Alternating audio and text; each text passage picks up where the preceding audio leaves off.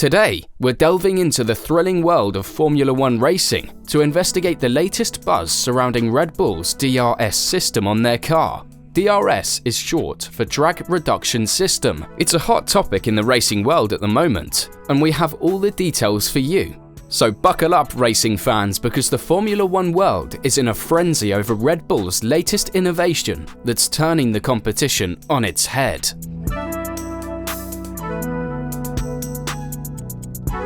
Are Red Bull doing something different to the other teams? Are they cheating because their advantage over the others is so great? Sure, it's legal, but is it truly in the spirit of competition? That question has divided the Formula One racing world, and today we will look at both sides of the debate. This isn't just any old trick, this is a game changer that's revolutionizing the way F1 is racing. Think of it as Red Bull having a triple DRS system, where they have reduced drag over their entire back end. Red Bull's clever engineers have discovered a way to use DRS. They can gain an extra speed boost during certain parts of the race by manipulating the rear wing flap. But as with everything else, there's always a catch. Other teams are outraged, claiming that Red Bull's DRS trick gives them an unfair advantage on the track. And who can blame them? It's like showing up to a marathon with a jetpack strapped to your back. Now, you may wonder where this seemingly miraculous technology emerged. Therefore, let me regale with you a tale. Introduced for the 2011 season by the sport's governing body, with the aim of improving racing and aiding overtakes during the race, a group of brilliant engineers once pondered how to increase the speed of their racing vehicles. Then, one day, an engineer had a revelation. What if the driver had the option of having the car's rear wing open upwards to create more downforce when on the straights, thus making the car go faster? And so it began, the beginning of DRS.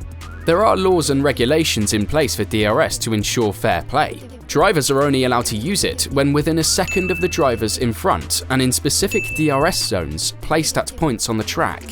Yet, in the end, it's nothing more than a weapon in the driver's arsenal.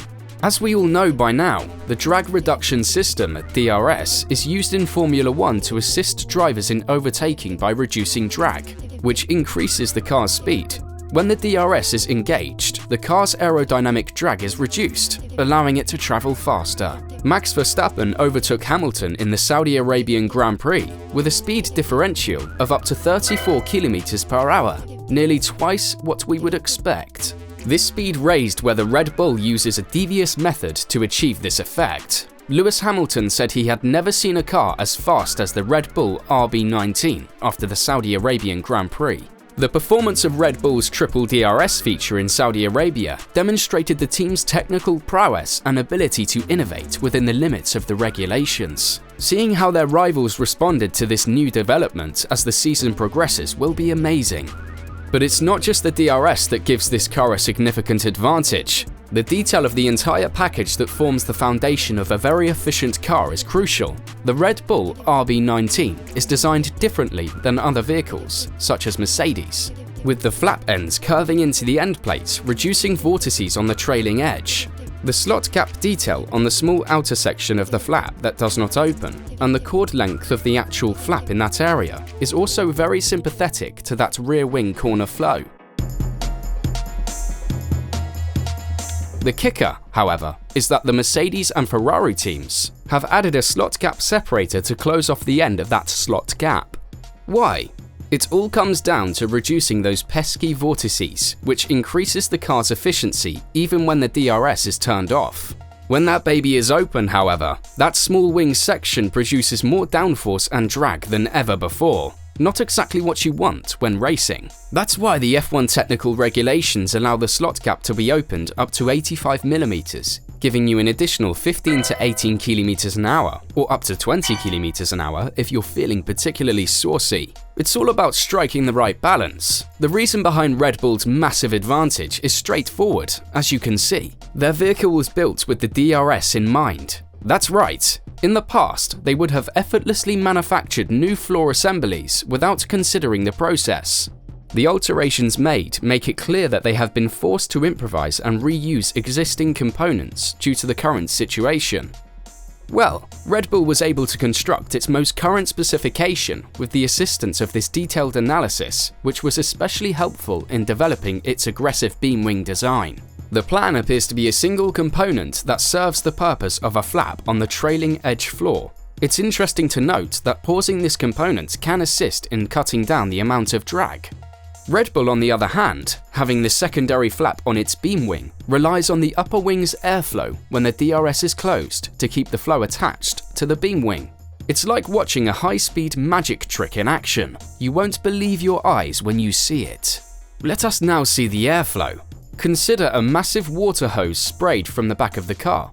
When wet, the spray turns upwards, indicating that you're pulling the flow away from the track surface. However, if the diffuser, beam wing, and upper wing talk to each other, they become an unstoppable force. Hold on to your hats, folks, because Red Bull's rear wing and DRS advantage are causing quite a stir on the grid.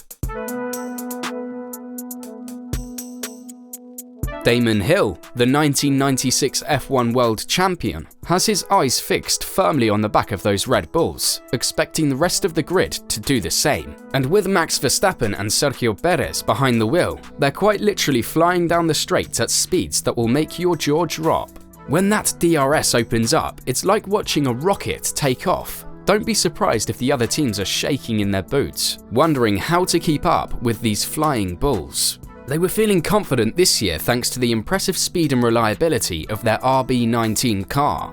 And with Max Verstappen leading the championship in superior form and with the confidence to almost allow the Mercedes pairing by him without much of a fight on lap 1, it was another near-dominant show from the Red Bull team. Of course, the unprecedented fourth DRS zone added at the Albert Park this year gave teams, and in particular Red Bull, even more of an advantage. The DRS zone, located between turns 8 and 9 on the 14-corner layout, gave drivers a significant speed advantage. So, as expected, Red Bull took full advantage of the DRS zone and maintained their impressive form and start to the season. So there you have it, guys. With their triple DRS technology, Red Bull Racing has revolutionized the idea of reducing drag. They're receiving so many nitro boosts, it sounds like they're racing in Mario Kart. But seriously, it's a tribute to the Red Bull technical team, led by the renowned Adrian Newey, and their ingenuity and skill. They have broken all the rules in the book and made an engineering masterpiece out of their car. So please don't take my word for that. Instead, witness the competition firsthand. Check out how the Red Bull drivers blow past the competition with lightning reflexes and lightning speed. And who knows, other teams may start tinkering with their triple DRS systems after seeing what they've done. Formula One is ripe for innovation, and Red Bull Racing is at the forefront of this movement. Watching how a seemingly straightforward creation like the adjustable rear wing has shaken things up for fans worldwide is incredible. Thanks a bunch for your time. So, the next time you watch a race and a driver presses the DRS button, think about the cleverness and skill required to make it. And if you're up for some excitement, try pressing the DRS button in real life. You never know, it might give you additional velocity. I appreciate you turning in, and I'll see you in the next video.